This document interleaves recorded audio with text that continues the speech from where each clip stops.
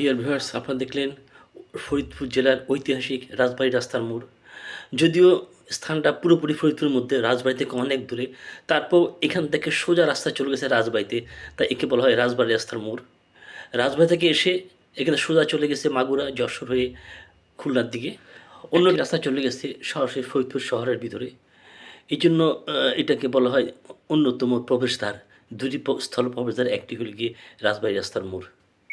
অন্যটি রাস্তা বাইপাস হয়ে চলে গেছে মুন্সিবাজারে, সেখান থেকে ভাঙ্গা হয়ে বরিশাল কিংবা ঢাকায়। ধন্যবাদ।